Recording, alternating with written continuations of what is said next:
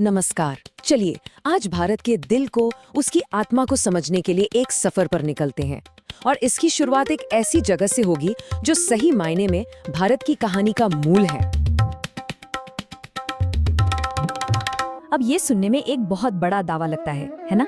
लेकिन जैसे जैसे हम आगे बढ़ेंगे ये साफ हो जाएगा कि आखिर क्यों बिहार को भारत की आत्मा की चाबी कहा जाता है। तो सफर का हमारा पहला पड़ाव है इतिहास। देखिए, बिहार का महत्व सिर्फ एक राज्य होने तक सीमित नहीं है, बल्कि भारतीय उपमहाद्वीप के इतिहास को बनाने में, उसे गढ़ने में इसकी एक बुनियादी भूमिका रही है।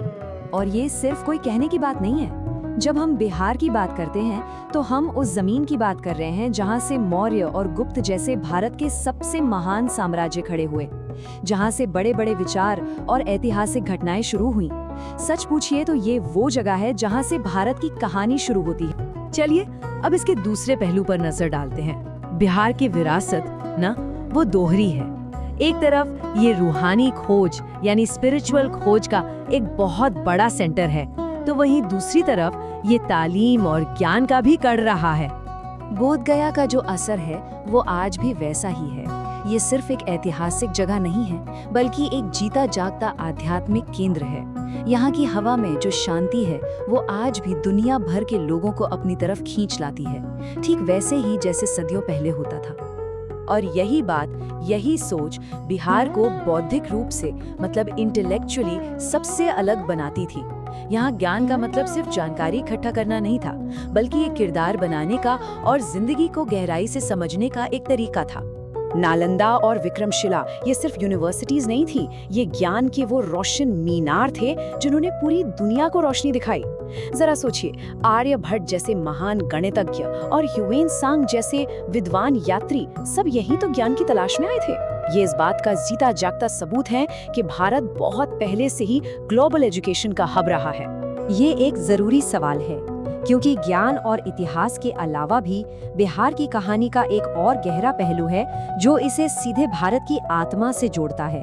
तो चलिए अब देखते हैं कि कैसे बिहार की जमीन और यहाँ के लोगों की आस्था, मतलब विश्वास, एक दूसरे में इतने गहरे से गुंथे हुए हैं।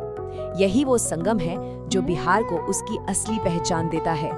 बिहार की प्रकृति में ना एक अजीब सा ठहराव है, एक सुकून है। चाहे वो राजगीर के ऐतिहासिक पहाड़ हों या वाल्मीकि के घने जंगल, यहाँ की हवा में आज भी एक सादगी महसूस होती है, एक शांति मिलती है जो हमें अपनी जड़ों से जोड़ती है।